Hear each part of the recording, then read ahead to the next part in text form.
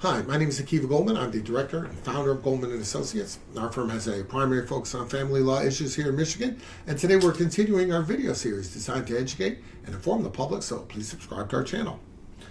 We all know that during a divorce, certain things are determined, and those determinations are designed as a roadmap ahead so that when the divorce is over, everybody knows what their rights and duties are, what their entitlements are. They know what they're getting, they know what they're paying, they know what they're giving, they know what they're releasing.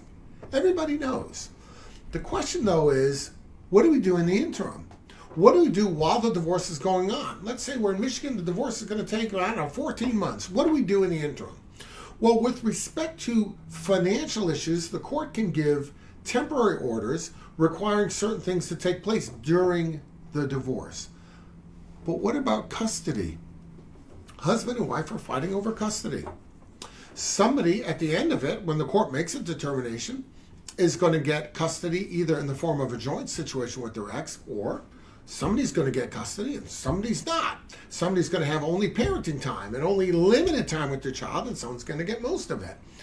In a lot of custody cases, wife says, I'm entitled to the full custody. Husband says, I'm entitled.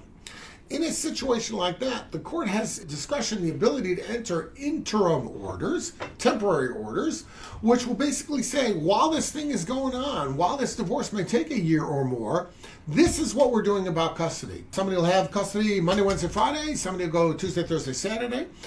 We may go 1 week on, 1 week off. During the academic year, husband may have the custody and wife will have parenting time. During the breaks and summertime, it may flip-flop. There's all sorts of ways, but the court will determine a way to get a temporary custody order until such time as ultimate orders are figured out. Permanent orders, orders that are no longer temporary. Now, if the parties are still living together, makes it a little easier.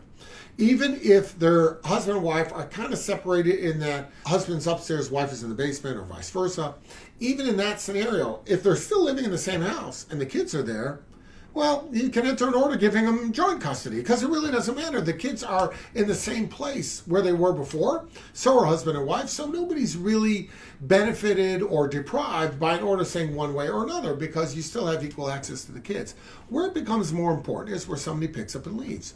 Either because the court orders that exclusive possession of the marital home will go to one person, or because somebody, in order to preserve the domestic tranquility and to avoid the threat of being locked up or accused of domestic violence, picks up and takes an apartment somewhere nearby. In that situation, then the court has to give a temporary order of custody because parents aren't living together. So that's a unique situation, as is every case. If you feel that your case requires special handling or you got some questions about how your custody should be handled, reach out and we'll be glad to help you out.